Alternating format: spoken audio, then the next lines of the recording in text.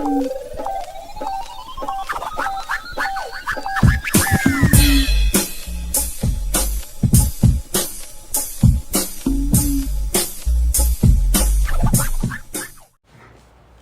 what's going on, ladies and gentlemen? Welcome back.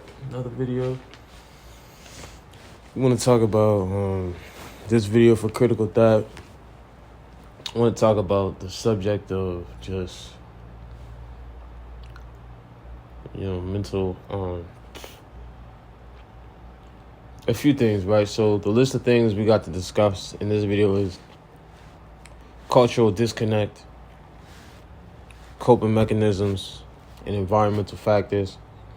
And we're speaking on Stafford County area. Literally, man, when it comes to environmental factors and stuff, mentally, it's so crazy how much mental issues can really have an effect on just everything, right? Like whether it be ADHD, whether it be, mental factors and how unchecked this stuff goes, and just the fact that mental issues like this, just continue to have this much of an effect on, just everything, everything you do, like everything you want to do, everything you trying to do, and just everything, period, And it's just my thing about mental things and mental issues and stuff like that is, more than anything, for the most part, is really it's really the difficulty to be able to accomplish. Like when you think about some of the things, not even anxiety. A lot of these things are very bland, like anxiety and stuff, but the environmental factors, the self-esteem, the esteem, and just all of these things from being within a white backwards environment and structure, how it shapes the mind, people, how it shapes the mind, how it can rewire the brain and its thinking, and what it does to a person, psychologically on a self-inflicting level, right? So when we talk about self-esteem, and we talk about, being able to self-care, right? When we talk about these things,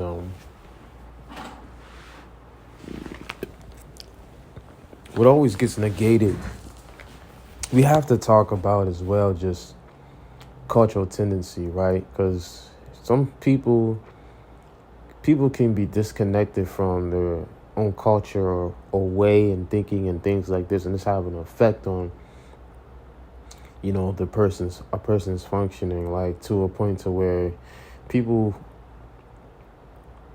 Well, I'm specifically speaking because of Stafford County, right?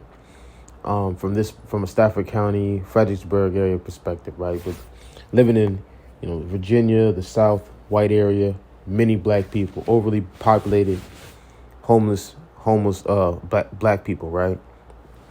When we talk about mental health, right, and we talk about this sort of thing, it's the disconnect of the disconnect of just culture, and the cultural way and practice and the way things are gone about, the visuals, the imagery, the values. All of these things are cultural as well, right? Culture plays DNA plays a factor, right? Genetics plays a factor, in a person's mental health. And when you get in environments like these, where the value structure is contrasting to your own, your own genetics, DNA, this sort of thing. Like when the culture is this much different and the system is structured in the way, the society is ran is just different, right? It reflects it reflects the genetical makeup of the person, right? That's what a society does. And you're living in, white, Stafford County, Fredericksburg. Really, it's like, I almost want to say it's like the modern Jamestown, Virginia. You know what I'm saying? Like, this is Virginia we're talking about, right? Like the center of Virginia, right? And it's run this way under white psychology, under colonial psychology. I'm not even going to say white. I'm going to literally say colonial. I'm going to go deeper, right? Because it's run under colonial psychology, because this is Virginia, and it is the capital, or the of the 13 colonies, and it is the capital of England, right? England, like, it's the capital of all this, right? And it's the most locked down, the most highest level of security, all this stuff, in terms of all that, right? Virginia. So, with that being, with this psychology, like the psychology of Virginia reflects the structure and reflects the psychology of of its creator, of the enemy, right? It reflects the psychology of the ruler, right? It reflects the psychology of the oppressor, right? So you walk, you talk, you have to walk, you have to talk, and you are bound almost in a psychology of, the white oppressor, like, or the oppressor, right? And it's like, this is, and even though it's subtle things, little things, and happening on a very subtle, unnoticeable level, when we talk about mental health, there's many things that black people living in Stafford County, Virginia, or Fredericksburg, Virginia, are not getting, that, in terms of people who are living in other, highly cultured or populated areas are getting, So I'm speaking on regard of mental health, right? So when we talk about, like, the disconnect of mental health and dealing with a impoverished mindset and low self-esteem and, just homelessness, and then just, falling into all of these other traps like drugs and prostitution and all this other stuff that comes after the stripping of your own esteem, right? Is now what is more susceptible. And the thing is, when it comes, this area right here in particular, Stafford County, Virginia, is an important location to highlight, in regards to mental health, because of the number of incarceration rates, the statistics, the suicide rates is off the charts. Stafford, Fredericksburg, Rappahannock area has one of the top 7 worst jails in the country. You know what I'm saying? I'm talking about people coming from D.C., people coming from Maryland, people coming from, up north, even Woodbridge, right? Whatever, and coming down. I can't tell you how many people who aren't from Stafford, Fredericksburg area, but that's locked up in Stafford, Fredericksburg area. And this is just due simply to the fact that Stafford County and Fredericksburg area comes with a different type of psychology. The system is psychologically different at its root. And it's something that has not changed at all, right? It reflects the viewpoint and the psychology of the oppressor, right? Everything you see reflects the viewpoint and psychology of the oppressor, right? So when you come down and you walk in this, the society, this is what you see, and it's like systematically, the statistics, the way the prison systems is ran, all of this stuff reflects really literal Confederacy. You know, back in the Confederate days, they had the vacancy laws, and they were finding ways to try to get you locked up so you can get in one of these contract leases, and so you can be a slave. Stafford County in Fredericksburg area is trying to find any way, shape, or form to lock you up in particular, just so they can feed off your family, right? You know what I'm saying? Like, if I can't tell you the number of people that's probably doing time way over their own head right now, in this little area for doing nothing. The number of people that have been locked away for traffic violations coming from out of state, like DC or somewhere else, right? Traffic violations. I'm talking about you locked away. I'm not talking about just 3 months, you locked away. Like, I'm seriously, you locked away over a traffic violation. And don't let me get into probation violations, right? Off of a traffic stop. Off of a traffic violation, they're gonna fry you for that, And even though, like, you know what I'm saying, I'm saying it like this. I'm saying it like they're gonna fry you, but nah. But let's actually really take a step back to look at this. Like, you know what I'm saying? This is reflecting on a deeper level. It's reflecting the psychology of the oppressor, and this is their psychology. This is how they see things, right? Their whole goal is not to lock you up to get you off the street. No, their whole goal is to lock you up so they can feed off your family, so they can feed off you. And this is how they make their bread and their money. It's all a money game. And they're literally eating off of your energy, right?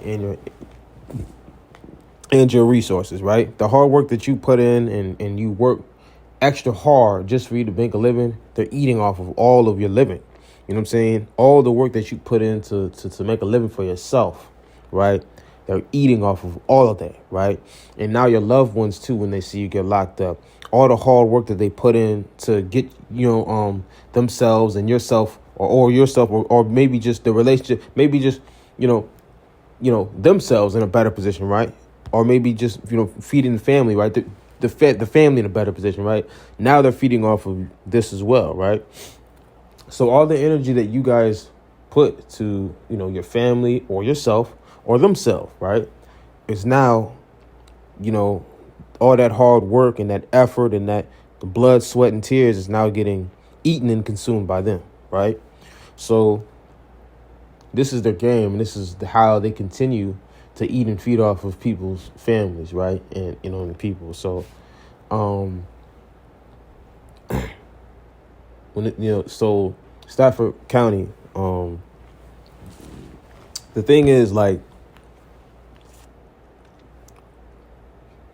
well, to that point, right? The thing is, like, Stafford County has a great way of trying to mask itself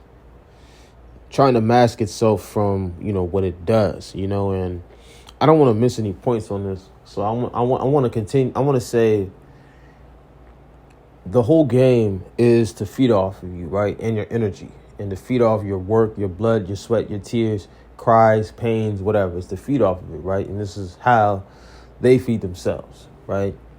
And the easiest way for them to do that is literally, like I said, there's many different ways in which they do that, right? The first way, like I said, lock your ass up, feed off your family, and and this type of psychology, this slave psychology, has never changed from Stafford County, and has never changed from this Confederate state. It has literally just changed form, same spirit. Same everything, right? Same old tactics, same old everything, just a different form, right? And the danger of this is the fact that this has been something that has been feeding. This is an energy that's been feeding and that's been feeding and eating off of people and black folks for over 500 years, and for over 500 years and continuing to eat off. This spirit has been eating and feeding itself for over 500 years, right? And continuing to feed itself. So if this old, disgusting spirit continues to, go unchecked, unanswered to, undone to, it's going to continue to become. It's going to continue to get stronger, right? This beast is going to continue to grow and get stronger if left unchecked, right? So that's what we want to talk about in this video right here. And the other thing about this beast right here is the mental, right? Like, so the ways in which it can, like, one of the the effects of it, right? I want to talk about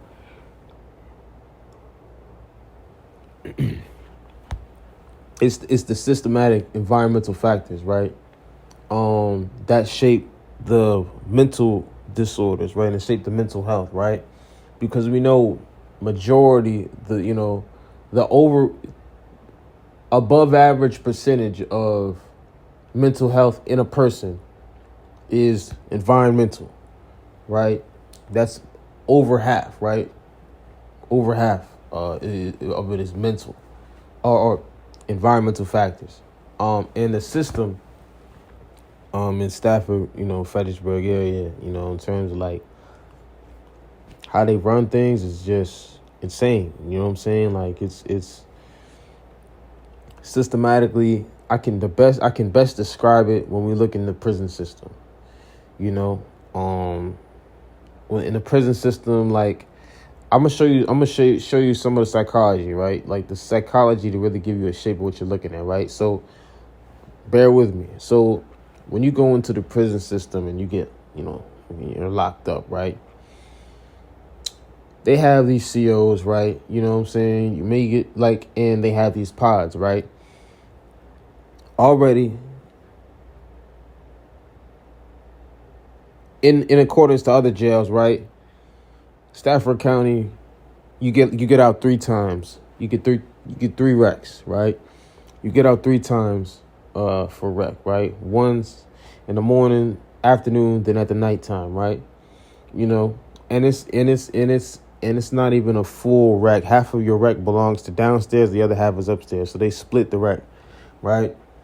You can get locked down for anything. If something goes on in another pod, right, in an entirely different section of the jail, right, it doesn't even matter if it's like a really big thing. Sometimes, most of the time, they only do this for big things, but sometimes they can do this for little things, just depending on how they feel, and they'll lock down the whole jail.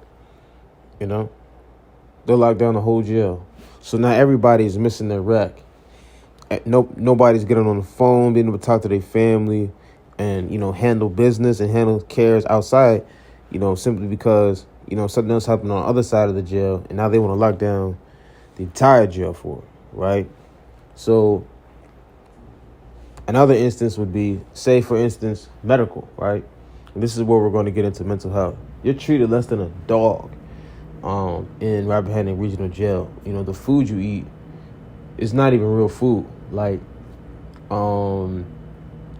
it's not even real food that you're actually eating. I don't even know what it is that you're eating. And other people can tell you, like, if I could show you a plate, it would really tell you what you're eating. Like, you're not eating food. Like, you're eating, I can't even call it like astronomical food, But to that point is, when we talk about medical, right? Medical does not respond to anything. You know what I'm saying? To the point to where, like, you can get in a fight or something, or maybe not a fight. I'll say this, right? Because that's different. Like, of course, medical, but they only see you in terms of a fight, I guess. But in medical, if you were to have a sickness, right, and you'd be dealing with a sickness, and you try to tell the CO that you were having a sickness, they'd make you put in they wouldn't see you. They would have you put in some sort of request form, right? And a medical request form. They're not trying to hear nothing you have to say unless it's, in medical request form writing. So, and medical request forms, when you put them in, it may take about three days, or may take 3 weeks for them to even look at it, right? Depending on what CO you get, because if you get the wrong CO, they're not even gonna take it or even take the time to actually take it out of the pod and actually take it to, the other badge vest, or the other badge CO, and have them take it to medical. They're not even gonna do that, right? A lot of times they just rip it up. As soon as you turn your back, they'll just leave it on the desk or throw it right in the trash, right? And that's the only way you can speak to them, right? It's literally through a request form. So you could be dying on your deathbed, walking up to a CO day after day, pleading to the CO that you go see the medical or go to the hospital, right? Because you're dealing with something severe and actually serious. And they're just going to look you upside your head and tell you to put in a medical request form, right? Now, I've seen this many times where, there'll be real issues because they don't treat you on a human level, in the jail, right? You're treated already below the subatomic level of a dog. So of course there's going to be a lot of medical issues that actually are happening, and people are actually going to be dying in the jail just because of the conditions of that jail in particular, right?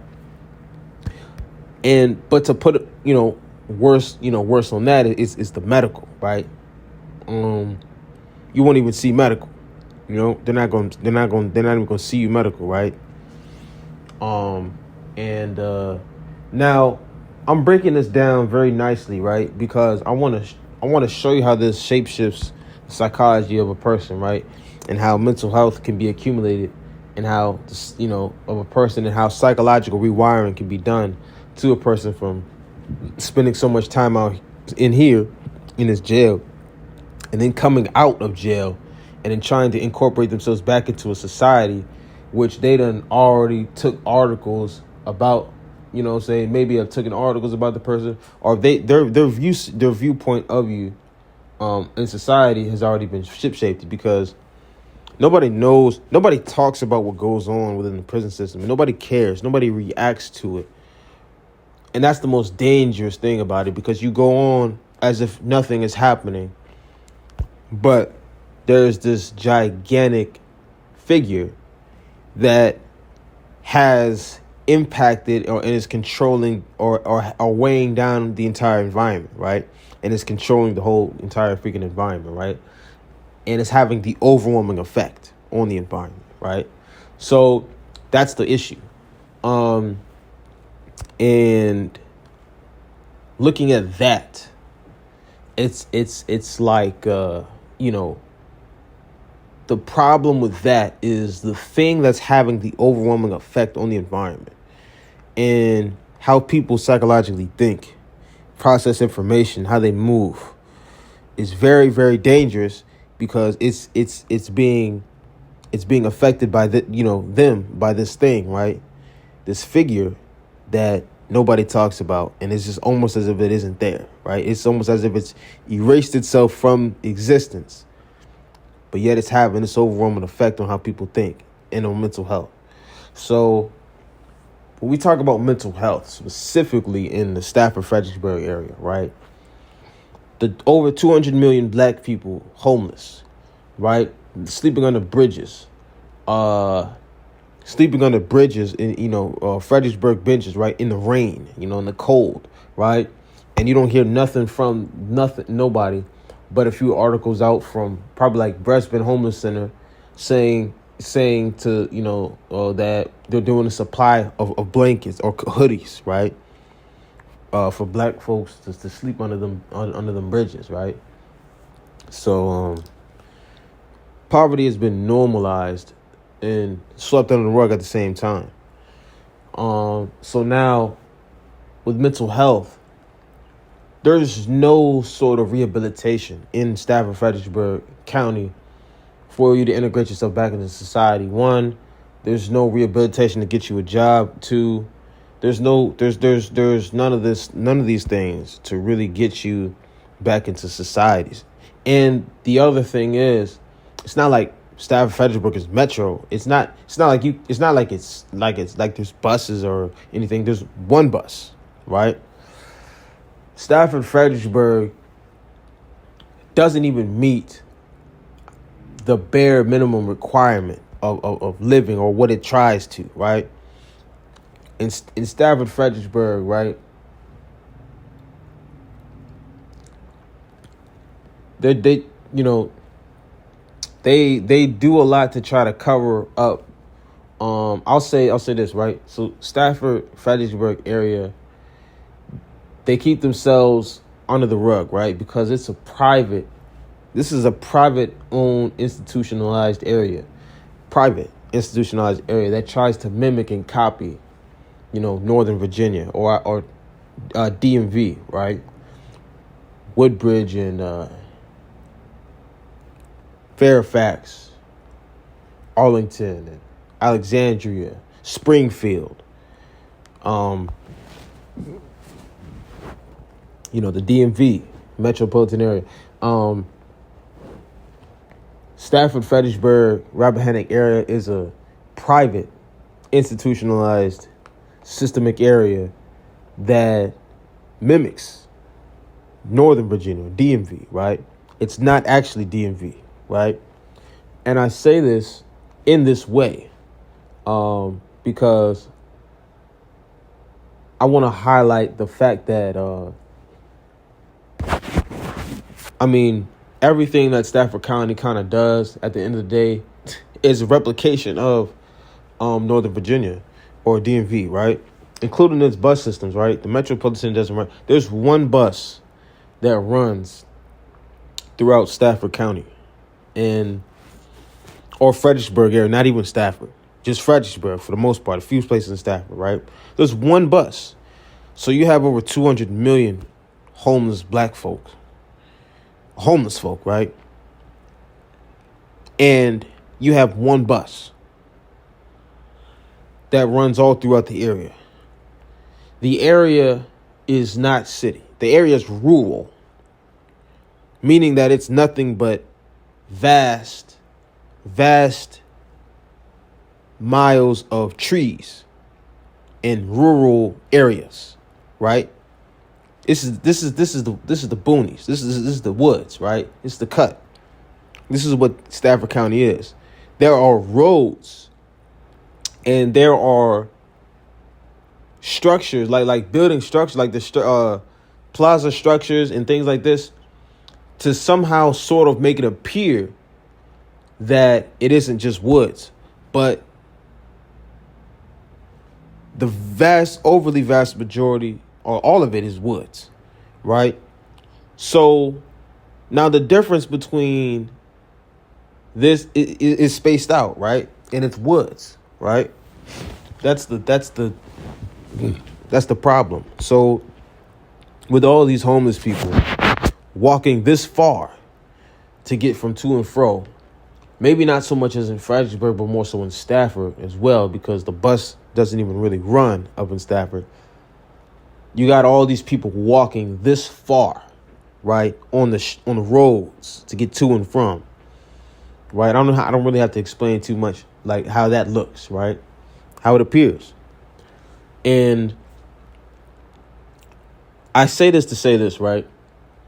This is just the effect that systemic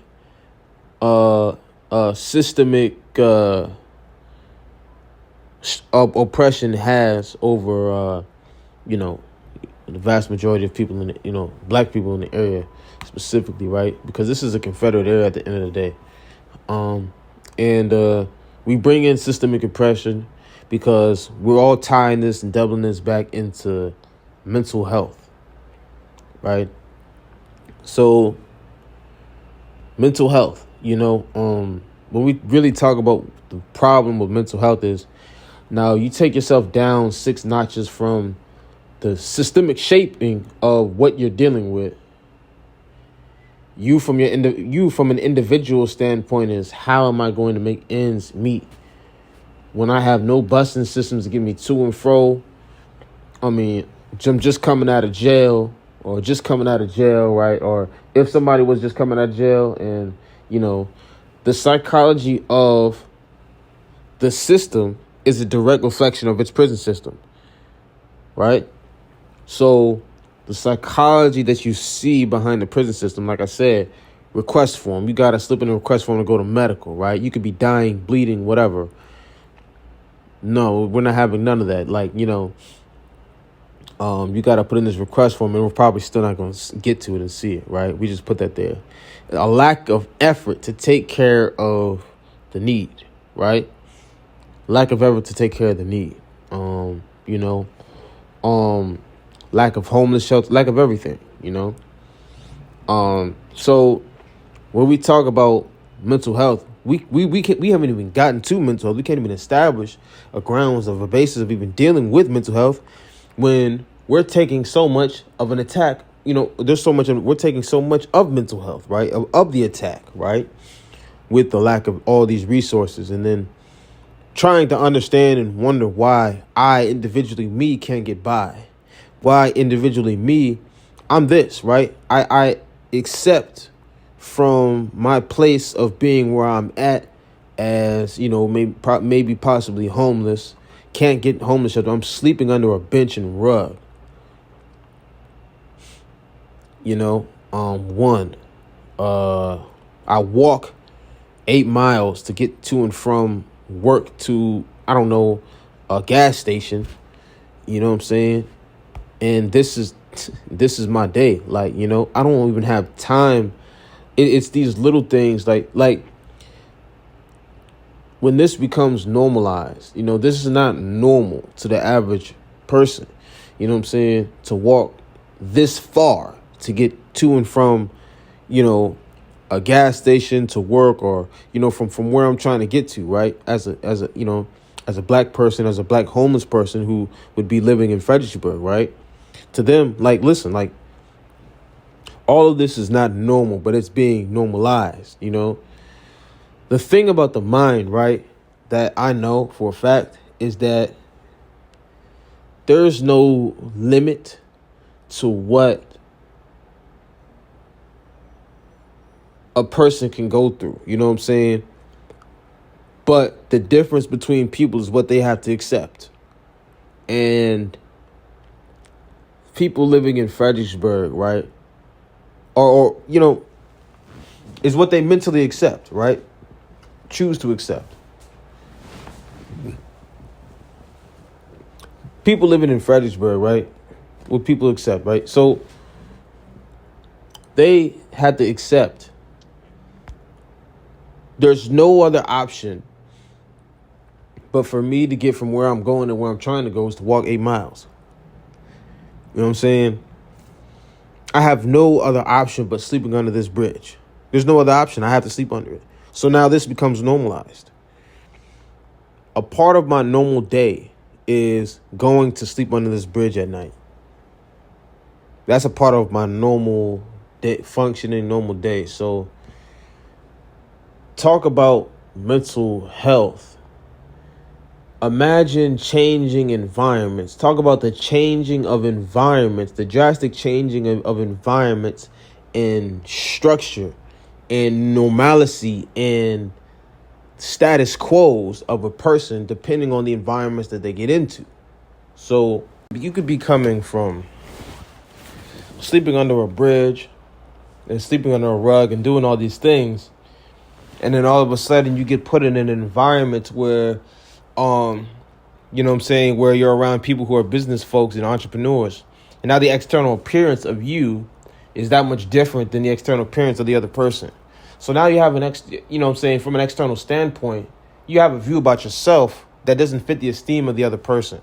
The important thing to know is from the external appearance, like, it's the fact that you could go into an environment and experience something and have an external appearance that doesn't fit the external, you know, that reflects your environment and what you've been through and how you conceptualize things. You know what I'm saying? And the way that you've conceptualized things and what's become normal is just due to the fact of what the environment that you've been in, you know.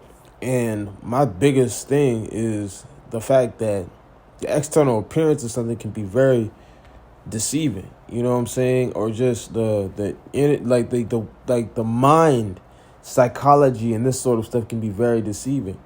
You know, and that's my thing, especially with this Fredericksburg area and speaking on people from this Fredericksburg area. Like you could come from one environment of just having to deal with, straight. Straight. This right, sleeping under a bridge at night, and this becoming normalized, to going to a point to where you're hanging around business folk or entrepreneurs who have the opportunity to be able to take care of themselves. So it's now like the self-esteem of the person who's been through the traumas of, sleeping under this bridge, you know what I'm saying? And who has normalized this, or who has had this institutionalized to be normal, in them, is now facing, someone else, and the esteem, and now the viewpoint of the person who's probably slept under this bridge, and in this regard, is at an esteem level that is much lower. is now at a person with a psychology of entrepreneurship, who actually take care of themselves, who has the opportunity to take care of themselves, right? So when you really look at it, the person who's the person who is who's sleep, the homeless person is now at a psychology, is now at a esteem level that has been programmed or rewired or trained to be at a level of someone sleeping under a bridge at night. You know what I'm saying? So now the input and value of the person who's been sleeping under that bridge at night is now matching the person who's been sleeping under that bridge, their psychology matches the environment that they've been in. So now they're at an esteem level so low that they can't even be able to really process their input doesn't hold as much value. So that's the problem, that's the problem. Psychologically with this whole thing is just the fact that the esteem level of the problem is the esteem level of a person who's been through all of these different things doesn't match the environment, or it doesn't match the person who's been under these circumstances. The esteem level doesn't match. The esteem level doesn't match what the person's been through, right? So you're withholding critical information, or critical information isn't being as much value, coming from the person who's been through these, positions and these circumstances, due to the fact of how they take care of themselves, or how their external appearance is compared to yours, right? And this is what really plays on a person's mental psychology, and really plays on a person's impoverished mind state, right? Or psychological warfare, mental health. Is coming in these spaces and then being compared to people who are not living in these spaces, right? Or are not living in these environments. When in fact that these people coming from these environments have probably been through way more than what you've been through, right? Or someone coming from these other environments, right? These people down here, sleeping in this bridge, probably has been through much worse than you've been through, right? And have probably, they're not valued the same, and the input isn't as as accepted due to the psychological effect of having to sleep under a bridge at night, you know.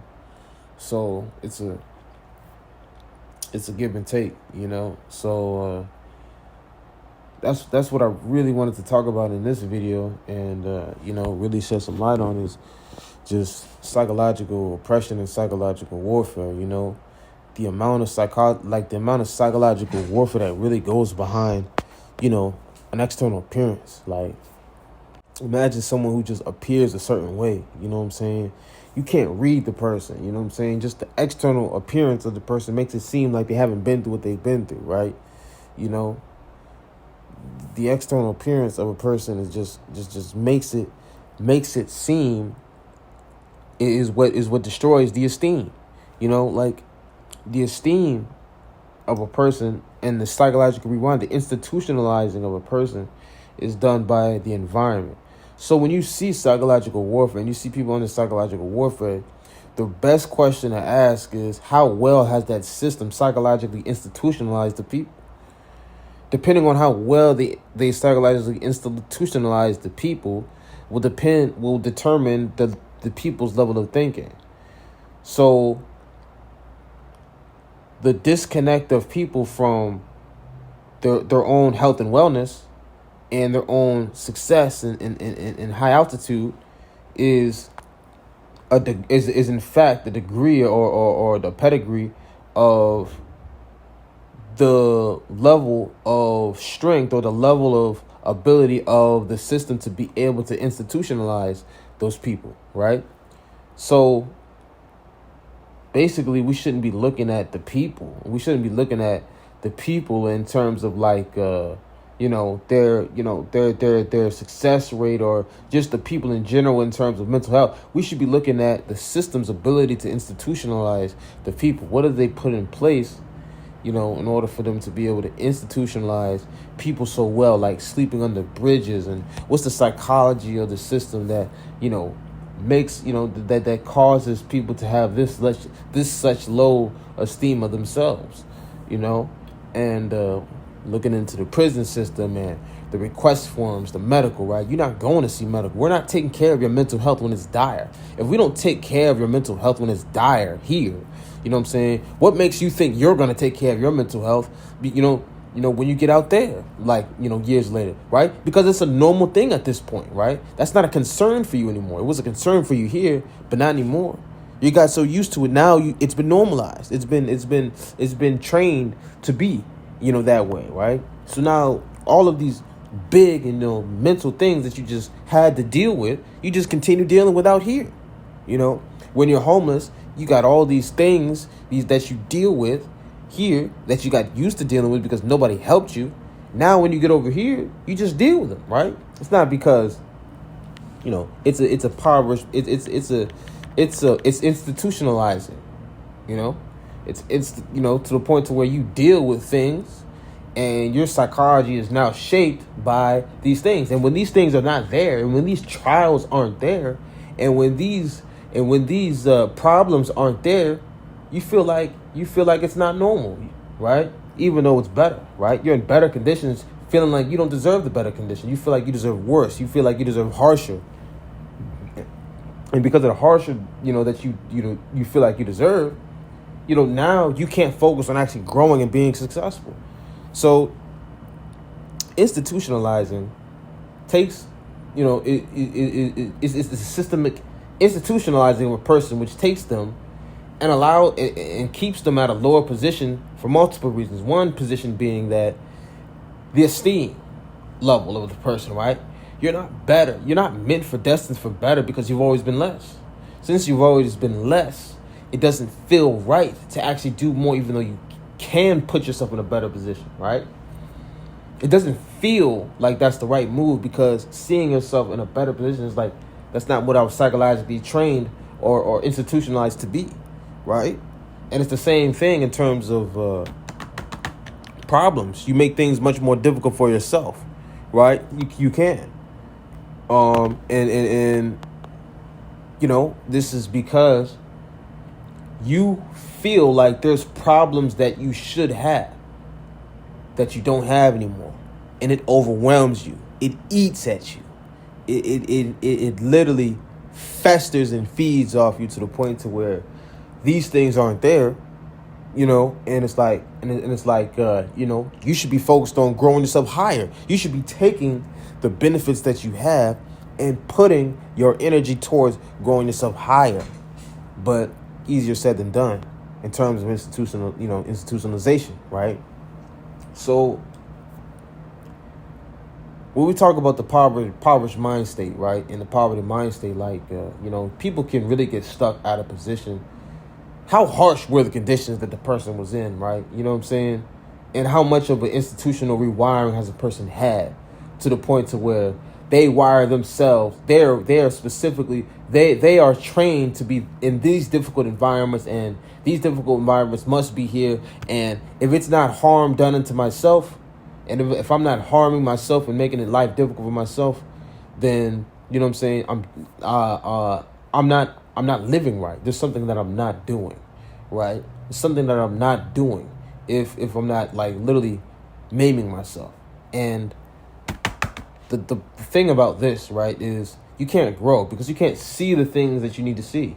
You can't see what you need to see in order for you to actually be able to grow in the ways that these other, privileged people do, right? And privileged people are. So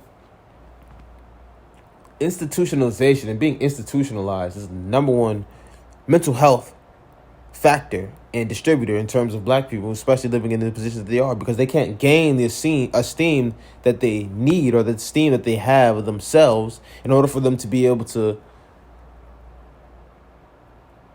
build an immunity system or fight against some of the psychological wiring that comes against them, right? People may be trying to tear them down. They may be trying to tell themselves down, tell them that they don't deserve more. They can't fight against these things, with this sort of problem, right? They can't fight against these things, these mental battles that come their way. And they don't have the immunity system to be able to look past, them own selves, to be able to see things are for what they are. It's always standing on the shoulder of my past, right? Or not my past, but my mental institutionalized, what I've been institutionalized to think about myself, right? And what I have to go through. Like, this doesn't look right. I have to have all of these problems on top of this. And you can never move forward in terms of where you're trying to go due to the fact that you're always looking past and, everything that you're looking past in terms of like everything you've been through, and, you can't achieve any of your assignments. You can't do any things you wanted to do, all the things you wanted to progress to. You can't do those things because of an institutionalized mind state of you're less than, your self-esteem and all these other things, which come from factors that have nothing, that aren't you, but are, your system that you was raised in as your history in terms of like the system that you were raised in, or underneath. So that's one thing about, mental health, in terms of like, mental health and battling, like, people dealing with very serious mental issues. Number one, psychological issues and stuff is institutionalization, right? It's how has an institution or how has a system psychologically wired a person to think about themselves. And based on how they think about themselves, is going to dictate exactly what stops them from being able to see what's in front of them. Going forward. So that's the problem with institutionalization and being institutionalized by systemic problems, because systemic problems is the number one factor in terms of a poverty mind state.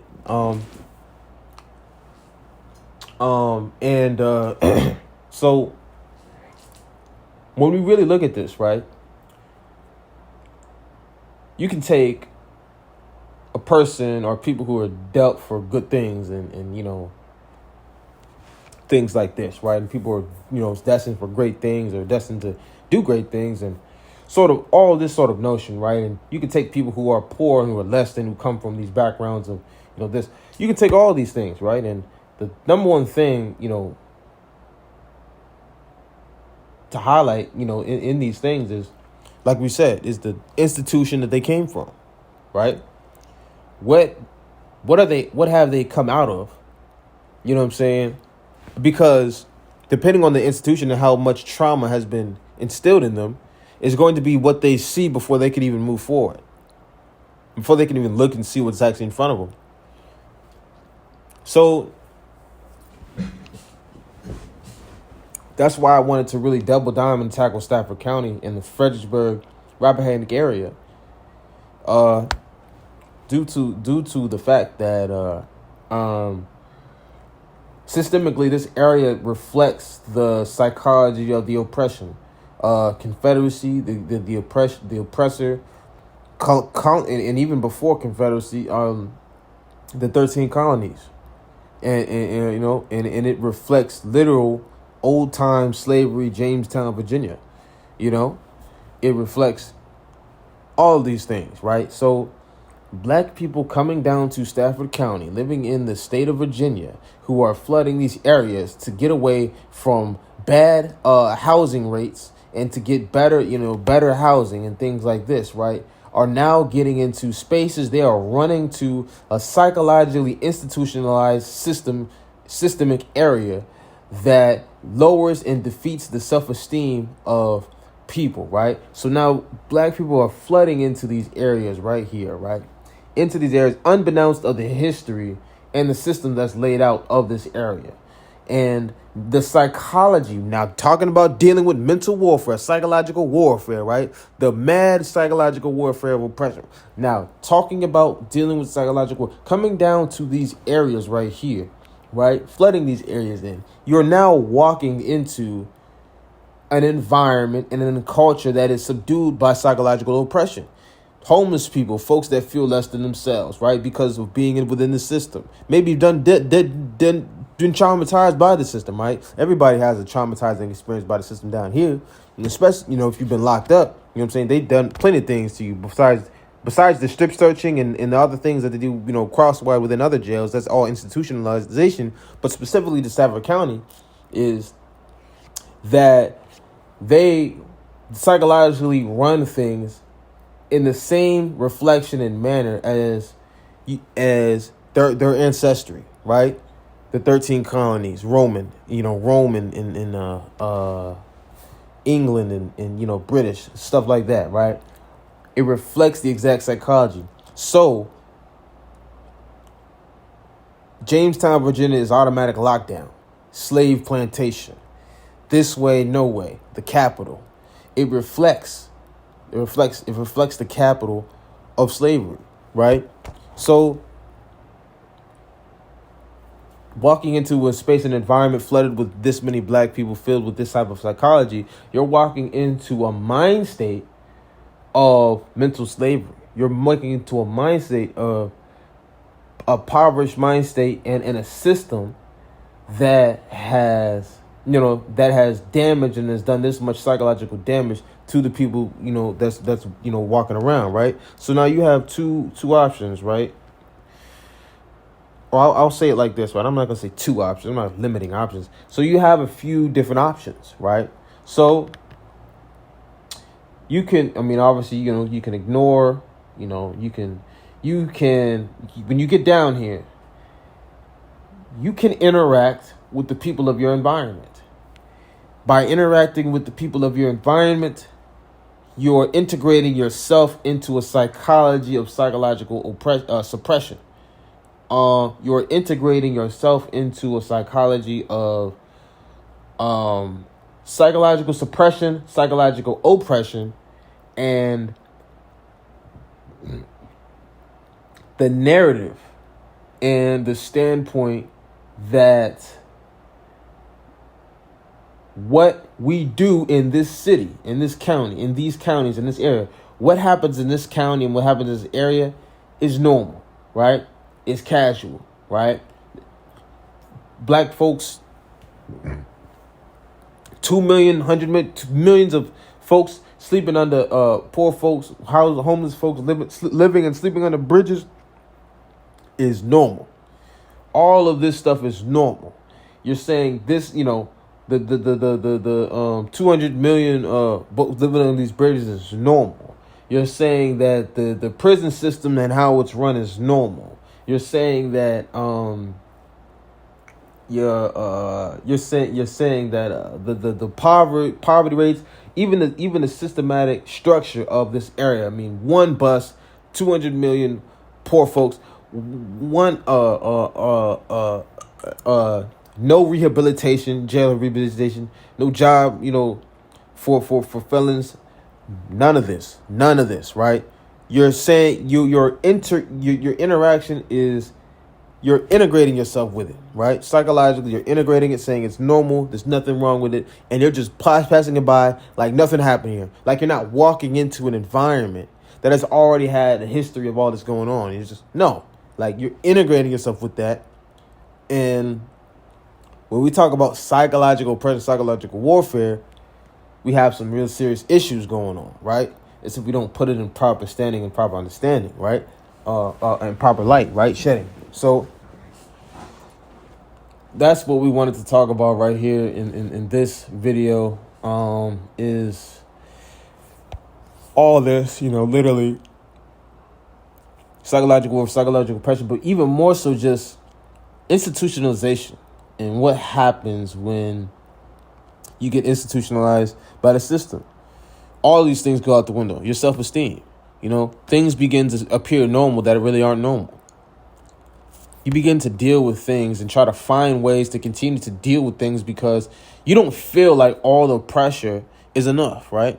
And that's not due to a person, he's supposed to deal with it. He got this money. No, that comes from a background of being psychologically oppressed and not being able to stop maiming yourself in order for you to be able to move forward and achieve, your goals and things that you can actually achieve if you stop maiming yourself, right? So that's the message in this video right here.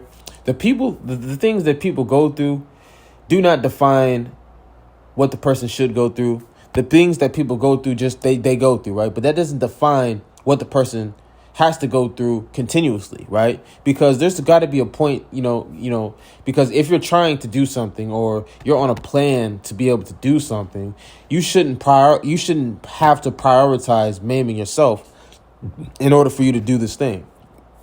You should be focusing on doing whatever you're trying to do to the best of your ability that you have and pouring all your energy into that.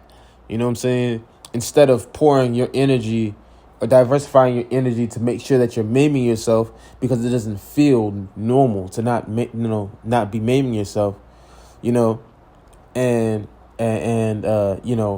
pouring that energy into actually trying to be successful. Because, like I said, this is what institutionalization really is. You feel crazy. You feel you can't rest unless you're in the harsh environments of, jail. If you're not in the harsh environments of jail, if you're not in the harsh environments of, having actual serious medical issues and, not seeing a medical doctor about them, from within those harsh environments, of course. If you're not in that setting or in that state, it's not normal, right? And then the other thing too is, like I said, imagine taking this psychology and pouring it next to someone who's a privileged person, right? You just happen to be in an environment where you have to work with a privileged person, right? Now, you take this psychology and you put it with this psychology around a bunch of, a vast majority of privileged folks, right? You pour yourself into that environment. You don't feel normal unless you're maiming yourself in some sort of way. You continually try to find ways to make things more difficult for yourself and inflict pain or some sort of pain or something on yourself, before you even work to get the job done. And other folks are looking at you like, dang, they're doing all this and you can't even keep up with none of this stuff. Like, what's wrong with you, right?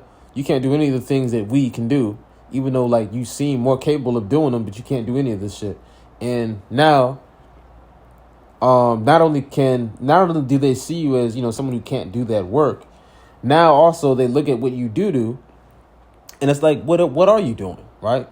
You look crazy, You're maiming yourself, and it's coming from institutionalization, being institutionalized to continue to maim yourself and put yourself at a lower self-esteem of yourself because you don't deserve better. You don't beat those people at what they're doing because you don't see yourself. It doesn't look right. Psychologically, it doesn't look right for you to be put on a pedestal or not on, but it doesn't look right for you to be honored, right? It doesn't look right for you to, I'm going to put that differently, right? Scratch what I just said. It doesn't look right for you to be able to beat these people, right? It doesn't look right for you to be able to be the best, to be the one who makes it, makes it and it makes it to, on the top of the list, right? You make it to the next phase, right? You don't seem like the one who's able to be picked to be, to move to the next phase, right? In the business. You don't seem like the one to be upgraded to put more responsibility on. You don't seem like the one to be upgraded to be picked to play on a bigger league. You know what I'm saying? You don't seem like that type of person, right? To be picked and put, to be able to play on this level, right? You don't seem like that type. That's the thing, right? That's the problem. You don't see yourself as someone who's able to play on this type of level. And it's not because of your inability, it's because of institutionalization. So I want to say that to conclude this video, because, shortly, because like when we really, get into this subject, it's like you're programmed, trained. Your brain is trained and programmed, not you. Your brain is trained and programmed to not think of anything above, of self-esteem. You're trained that you are nothing less than an inmate. You're a poor homeless person who deserves to be sleeping under a bridge every night. That's normalized. Your brain is programmed to be that, right? To do that. It's trained to see that. You know what I'm saying? It's normal, right? Your brain is trained to view that. You know what I'm saying? That's your brain is to accept as normal. Your brain is trained to accept that as normal, right? Your brain is trained to accept, that you're at a lower self-esteem than everybody else. You're not deserving of the same rights as everybody else, human rights as everybody else. Your brain is trained to accept that, right? Your brain is trained to accept that when you have a serious medical issue, you tell no one, or not that you don't tell one, that it's okay, you just go through it and it's just, nothing, right? Your brain is trained to accept, less than, right? Poverty, like impoverishness, and just, this brain is trained to accept, less than, you know what I'm saying? That you're not, the one or fitted or anything. And it doesn't matter how clear the signs are that you are, more than qualified and capable with your abilities to achieve, at the next level. But, you know what I'm saying? Institutionalization, has trained your brain to accept, or to think that you're not deserving of that, and and that this state right here is what you is where you're at, your esteem level, right? And your brain is trained to accept that level of esteem of yourself, and you don't love yourself, right? You don't really care for yourself. You don't see yourself as you see other human beings, which is a flaw. Imagine being put in these harsh conditions and environments and trained psychologically to not see yourself as a human being, or to see yourself as a human being sleeping under a bridge as normal, sleeping under like this, not getting yourself the medical attention you need under severe medical problems, right? You know what I'm saying? Never getting the accept, the that you walk, never getting the transportation you even need to get to where you're from, having to walk to and from work, 8 miles, one bus in this big ass area, all these homeless folk. Imagine being trained from your brain to accept that, and then being put into an environment or setting of folks who are privileged, folks who don't accept that, or privileged folks who live in comfortable beds and who live and have these things. What does that do to your twisted mind, or not, or what? How does that twist and sophisticate your mind and your brain psychology to the point to where you think that one human being deserves to sleep in a bed, and actually deserves to be comfortable and wear clothes, and to actually deserves to have these sort of things and eat food, and to say like the person deserves to have all these things, but another human being, doesn't deserve the same rights as another human being, right? Which is to sleep in a bed, to have clothes, to have food, and drink water, and a place to work, and a place to accumulate a job, and proper rehabilitation from coming out, like these sort of things, right? What does that do to a person? How are you training a person's brain? That's destroying the morality of a person, right?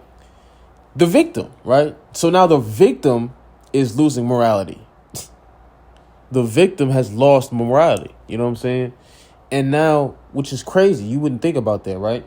But the victim of a impoverished environment, or systemic oppression, the victim of systemic oppression loses morality, loses their ethics. The morality is lost, right? Because of how they view themselves. So on that note, I'm going to conclude this institutionalized podcast, right? I'm going to end it on that note right there, is that literally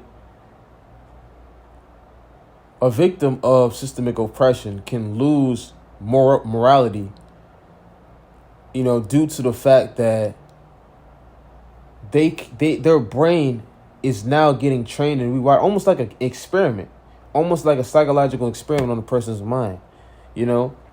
The person who's on, the person who's under psychological oppression or systemic oppression now views themselves, whom they deem their brain views them as someone who deserves to sleep under a bridge, at night.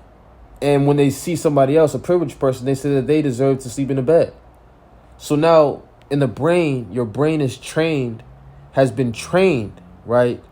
That the brain has been literally wired to process and accept that one human being is normal, or is supposed to sleep under a bridge at night. One person is supposed to sleep under a bridge at night, and another human being, another human being is supposed to live in a bed and sleep in a bed at night. So when you really break down the psychological wiring of that, and how the brain is trained to believe that, the victim loses morality.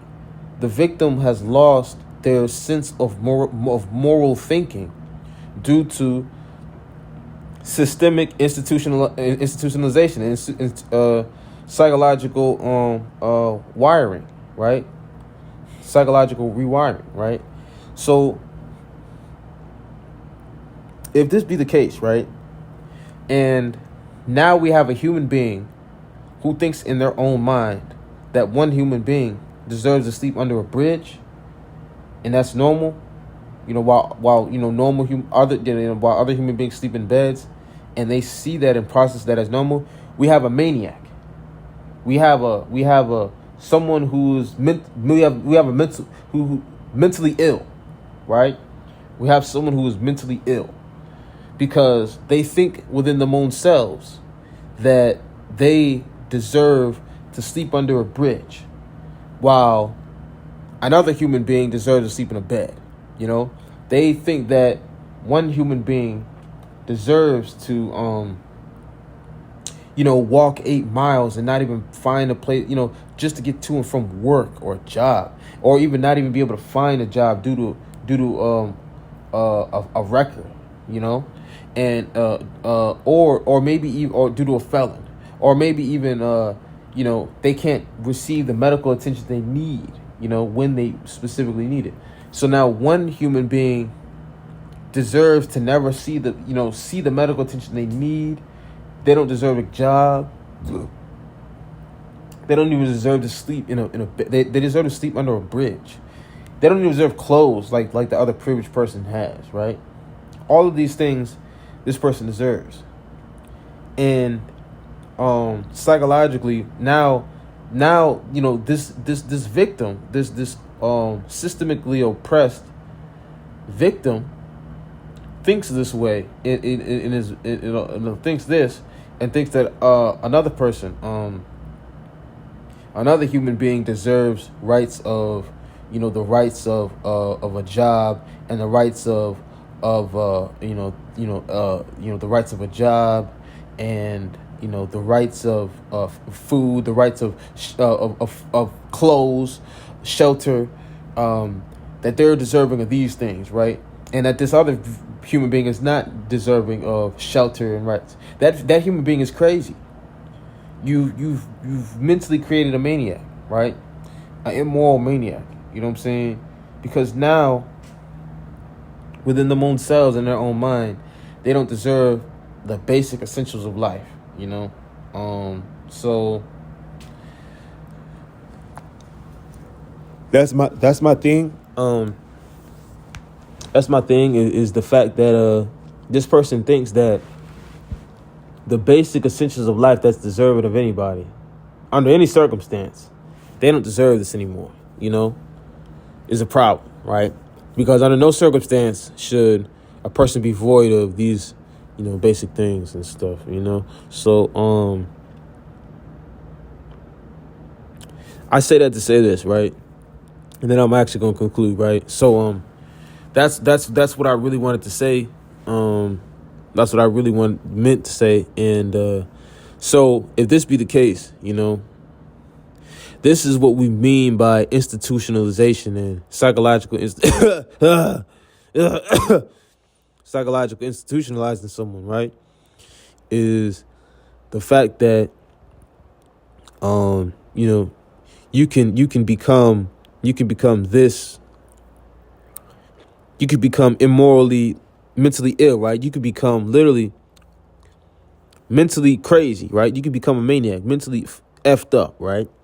Fucked up. You can become mentally crazy. And that's the problem, and that's the issue, is the fact that you can become this mentally crazy due to something that someone put you through, right? Just due to something you went through, and that's the problem, right? So when we talk about mental health, psychological warfare, mental illnesses, we must bring up systemic oppression and a system or an area's ability to institutionalize people, right? Its inhabitants or its residents, It's a bit, and that's the thing to really note in areas, right? What is the system's ability to institutionalize the residents? So with that being said, I'm gonna conclude this video right here and know that this is important to know because this is what's going to dictate the psychology of the person, what they view as normal, amongst them own selves. Because if certain things aren't there, it doesn't feel normal. if I'm not inflicting pain on myself, or if I'm not in an environment where, I'm sleeping on the ground, with bugs and roaches and stuff, around me, I don't feel like I'm in the right, I'm in the right setting. That's institutionalization. If I am not getting told that I'm less than, if I'm not getting told I'm less than, if I'm not having my self-esteem like ridiculed, if I'm not being told I'm less than, that I'm nothing, that I'm worthless, if I'm not being strip searched, if I'm not being, what's the word? Let me say this, right? If I'm not having all these injustices done to me as a human being, it don't feel normal. You know what I'm saying? It doesn't feel right. You know what I'm saying? If I'm not, so I have to maim myself in order to get myself at a state of feeling less than. You know what I'm saying? Just for me to feel normal. Because it don't feel right. You know what I'm saying? But the brain, I can't say I. Let me retract everything I said. Let me put it in the brain perspective, right? The brain has been trained to be in these environments and has been trained to think less than itself, right? To think less than, the vessel, right? It thinks less than, right? So the brain has been trained to think less than, the brain, physical brain has been trained to think less than. It's been trained that it's all these things, it's been trained to be operate at a low self-esteem, right? A subatomic level of esteem, right? The negative esteem, right? It's against itself, right? It's been trained to be to hate itself, right? To think that it deserves nothing good and everything at the lowest of the low. It's been trained to sleep under benches, and it's been trained at bridges and stuff. It's been trained to not have shelter. It's been trained to not have shelter. It's been trained to not have food. It's been trained to work itself all day long and achieve nothing. It's been trained to do all these things while behind its back other, powers that be feed off of it. You know what I'm saying? So it's been trained all these things in the brain while unconsciously or unknowingly others feed off of it, right? So it's been trained this way. It's been trained to go without medical attention when needed. It's been trained this way. So if the brain has been trained this way, now when I get in, now when the brain gets in, now when it gets into environments where these sort of, mental maimings or these self-inflicting, or when these sort of pains aren't there, it self-inflicts itself until those pains regulate, you know what I'm saying, what its actual environment is. You know what I'm saying? It's going to inflict pain to regulate, what it conceptualizes as normal, and the brain, institutionalization. And we talk about institutionalization. That's what this is, It's the brain it's the brain being institutionalized and trained to maim itself, to put itself in the worst predicaments of itself, and to hate itself, right?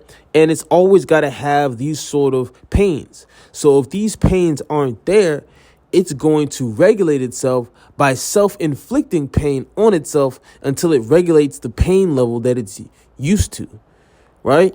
And that's just how the brain works. So there's no sort of growth happening in the brain. Like the brain can't see past itself in order for it to be able to grow in whatever environments or whatever areas it needs to grow in, because it has to inflict all this pain on itself. You know what I'm saying? And it can never grow. It can't see past its own pain. When somebody says something about it, it has to process it as negative. When somebody looks past it, It can't process anything or that anything that anybody says for what it is. It can't process people for who they are. It can't process any of this type of stuff for who they are, because it must process it as a way of self-inflicting itself first before it can be able to regulate what it sees, right? So it never gets the actual picture of what anything is, because it has to continually regulate self-inflicting pain on itself first. And by doing that, then it is now able to be able to feel comfortable, right? Feel like it regulated itself. And that is the problem with the brain. You know what I'm saying? Being institutionalized, right? Now an athlete, for instance, right? An athlete, for instance, would work out, right? Especially not an athlete, but someone who's training to go professional level, like say NBA, NFL, boxer, level, right? You are maiming yourself. Your brain is maiming itself until you get to a level that you literally have to maim yourself to get to. You have to go through transformations. You have to go through, talking about mindless each day when you get in that season. When it's time to go in that season, it's go time, right? And you don't feel it at the time. It feels good because it's being conceptualized in the sport that you love. But at the same time, you're still maiming the hell out of yourself, right? You maim the hell out of yourself in order to get yourself to psychology, and you distract yourself by the sport that you love within the maiming. But when the sport isn't there and it's no longer time to maim yourself and it's time to do other things, what happens to the brain? The brain has been institutionalized to have to go through such vigorous pain. So now it finds ways to continue to inflict pain on itself as you try to progress into whatever you're trying to progress to now, whatever you're supposed to be focusing on now. And that's the thing. And that's the problem with the brain, is that the brain is always, no matter what, especially when it's institutionalized, trying to find ways in order to regulate what it's used to, self-inflicting pain. Imagine training yourself so hard, to get to basketball, professional basketball, that you maim yourself every day. You maim yourself all day. You maim yourself all the time. And it gets to a point to where by continuously maiming yourself, when the sport is no longer there, you have no reason to maim yourself, right? You progress to other things. So what does your brain do to regulate itself? It finds other ways to maim itself in order for it to feel normal. You can't do anything. You can't do anything because now you're no longer maiming yourself, or you're no longer, within that sport. You can't do anything else, right? Because when you try to do anything else, you really can't do it because your brain can't function because it's under so much stress due to the fact that you're not maiming yourself.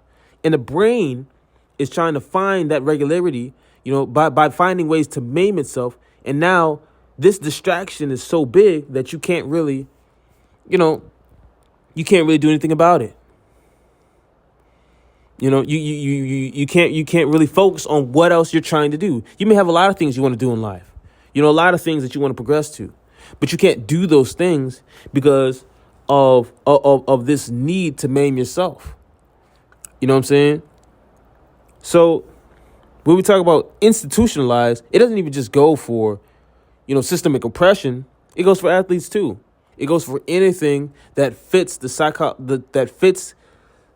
psychology of wiring a brain to be under some sort of to be under a specific a set or structure or state of being, state of mind over a period of time, right? So this is one side of what systemic or institutionalization looks like, and this is what psychological warfare really, is and what really does to people's mental stress disorder. People can be fidgety, going through all this anxiety, and people, it could easily be misconceptualized, right? But at the root of it, it's just literally pain. It's a lack of self-inflicting pain, a lack of self-inflicted esteem, trauma and self-inflicted misery. That's all that is, right? It's the lack of it. So with the lack of this self-inflicting misery, you begin to go crazy. You begin to get anxious. You begin to get stressed. You begin to try to figure out ways in order to regulate your brain. And your brain isn't regulated because it doesn't have those level of stresses that it used to have, right? So it finds ways to distract itself with different types of pain, sometimes even thoughts. A state of schizophrenia can be very easily, instilled into a person because you're always looking for pain. You're always looking for misery. You're always looking for a way in order for you to put yourself under misery. So the easiest way to do that is by taking on things that have nothing to do with you. You know what I'm saying? Somebody may say something. Somebody may do something, and all of a sudden it conceptualizes back to you. What am I doing? That person is better than me, and it's not even, and the thoughts that come up aren't even thoughts of how you actually feel or think. They're just thoughts in order to regulate the level of pain that is missing, and that's not there anymore. So when you really talk about psychological or institutionalization, it's really just a regulation of pain that is missing. You're always finding ways to regulate pain that's missing. And that's the bottom line. You're going to regulate it with anything, So this is really this is truthfully what psychological warfare is, institutionalization is. And it's a matter of being able to look at a person and look at, ways, look at systemic factors and ways and things people can be institutionalized by inhumane things. Right? So this is important, right? For many reasons. One reason being the fact that how can you proceed to your goals? How can you empathize with others and help others? How can you build or regulate or change the system and help people? And, and how can you change the system that has structured, these injustices in place if you can't even get out of the mental wiring of always having to maim yourself? And that's the loop, and that's the psychological loop and cycle that the system has going for it, is the fact that when it does its injustices that it does, and in the way that it structures itself, under so much mental fortitude, it is the fact that you may have dreams of doing better. You may have dreams of succeeding. You may have dreams of helping others, who may be under the same stress. But how can you help these people if you're if you're stuck at a esteem level of your own self that is this low, and you've been institutionalized this low your own self, right? And your brain has been trained to always find ways in order to maim itself, right? And put itself at that low self-esteem. How can you then defeat the system? You can't. Not like that. You have to retrain your brain and destroy, the mental wiring of your brain, the institutionalization of your brain. So that's the important thing to know. I'm going to conclude this video. And that's, what mental wiring, that's what institutionalization is. And that's what we fight, and it's like I said, first and foremost is the area.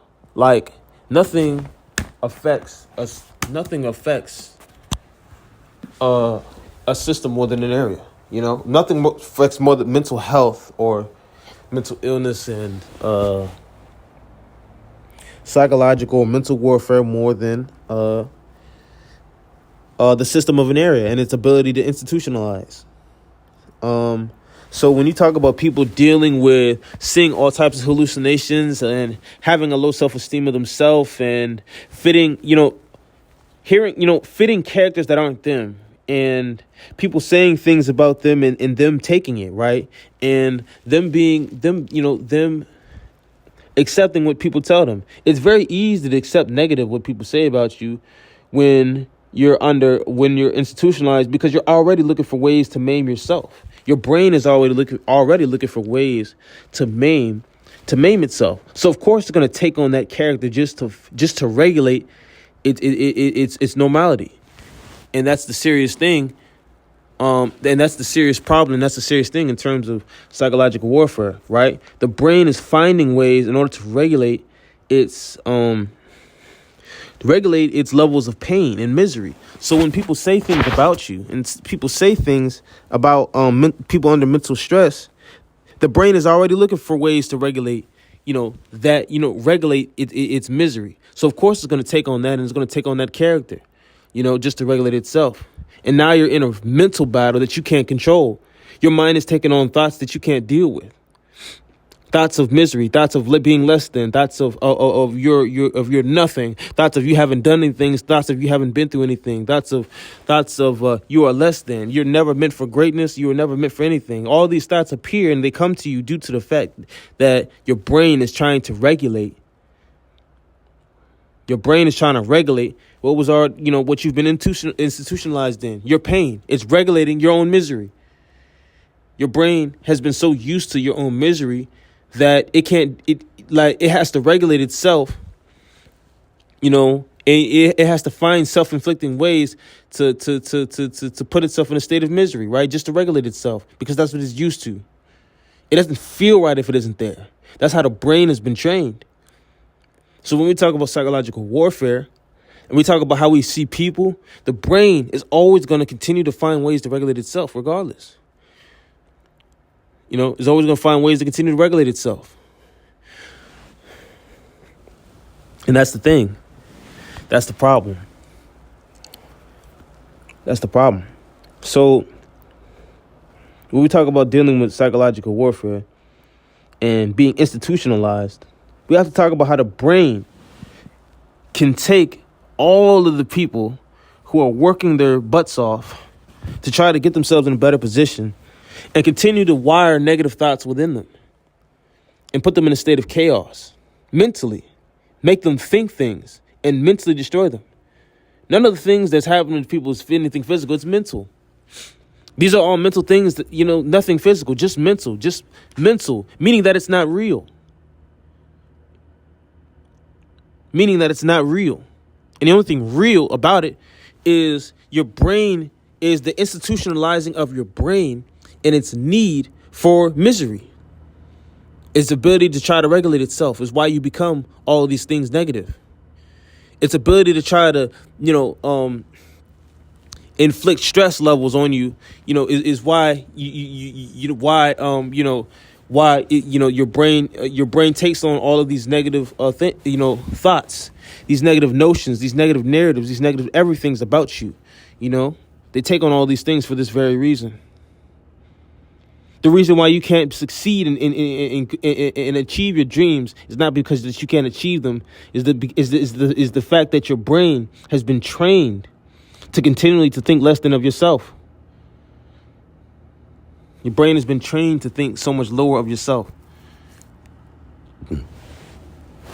So you can't rewire. So when you go to achieve the things that you want to achieve, it doesn't feel right. It makes you stressed. It makes you anxious. It makes you crazy. It drives you insane. Because your brain hasn't been wired for it. Your brain hasn't been wired. So no amount of work you do, no amount of training you do, no amount of capability and how ready you are for, whatever the position you're ready for, you can never achieve it physically. Because of the institutionalizing of your brain, the way your brain has been trained, it will continue to go back to it. And until the institutionalizing of your brain has been dealt with on a systemic level as well, then you will continue to see those traits from your own brain. So that's the important thing to note. Dealing with mental warfare, dealing with psychological oppression, psychological suppression. It's the brain. How institutionalized and how hard has the brain been trained to live in misery? How hard it's been trained to live in misery will dictate how hard and how ferocious and vigorous that it will try to continually, regulate itself and keep itself at a state of misery when you try to grow, when you try to do other things, when you try to advance yourself, when you try to be successful. Your brain will involuntarily take over your mind and take over thoughts and take over notions and take over energy that will put itself back in that misery. So it's almost as if you can never escape. It will put itself back in that state of misery just to regulate itself, because it's not normal when it's not there. It's not normal when your self-esteem isn't at the subatomic level of a dog. When your self-esteem is below the dirt. When you're not treating yourself like an animal. When you're not treating when you're not treating yourself like a livestock, deadbeat livestock, contraption. The misery. The brain will continue to put itself to regulate itself by putting itself back in a state of misery. It will find ways. It will take things from anything, something that somebody says, energy that leaked out into the atmosphere. It will take it. It's looking, it's searching for it, because it doesn't feel right unless it is regulated with this sort of misery. It's always looking for it. That's institutionalization. That's coming from the negative and bad positions that you've been in. That's coming from spots of, that's being of systemic oppression, and being in those states is why you can never elevate. You can't see yourself as doing, these great things. It doesn't seem right. It doesn't look right in the brain. The brain doesn't look right to the brain. So when we talk about fighting psychological oppression, and we talk about fighting the brain, we talk about fighting against our own selves. When we talk about fighting against flesh, we're talking about fighting against the brain. We're talking about fighting against institutionalization. That's what your fighting is. That's what we're fighting against.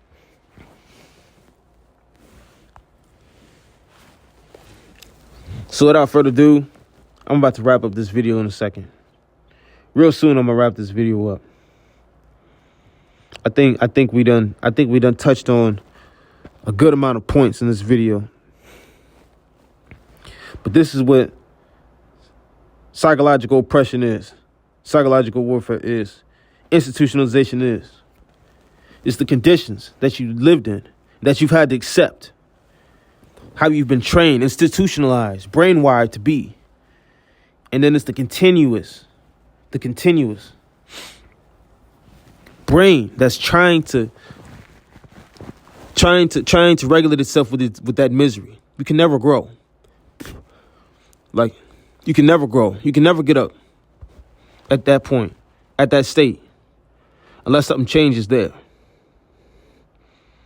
It's not your effort. It's not your training. It's not your ability. It's not none of your capabilities, but it's your brain. Your brain's wiring, institutionalization. It's your brain's training. It's what your brain has been trained to be. So therefore, you must rewire your brain. You must train your brain to feel some sort of self-esteem, and to rewire your brain to feel self-esteem, to feel normal emotions of a human, to feel normal, to put to see yourself in the light and expectations, to see yourself in the light and in the future that fit your expectations. and to be able to see yourself as a human being just like anybody else. That's the mental, and that's the mental wiring. That's the institutionalization. That's the brain's training. It's the ability to train your brain to fit morality, human morality, as it should. Rewire your brain. But anyway, I'm going to conclude this video right here. I hope this video was good for whoever needs to hear it. Man, it's a mouthful. It's a lot. I know that was a lot. But hopefully this is able to change somebody. And hopefully this is able to help whomever it needs to help. You know, changing that. Because, like I said, the brain, under institutionalization, under all its pain from whatever it's been through, whether it's being an athlete, whether it's maiming itself, training, whether it's being maimed by the system, always having to maim yourself is the brain. The brain doesn't feel right unless it's maiming itself, unless it's killing itself. It doesn't feel right. And it's not even to a point of acceleration. It's to a point of detriment. It doesn't matter if it's good or bad as long as it's maiming itself. And this can be productive or it can be counterproductive. It can seem productive. It can seem productive when you're trying to go, it can seem productive, when you're trying to progress yourself and go and fill a spot. But at the same time, it can be very counterproductive when you're trying to advance yourself and you don't have the esteem, but you want to inflict self-pain. Now you're stuck. The brain is what holds heaven and hell. Heaven and hell is all in the brain. And it's all how it's trained, how it's been wired to be.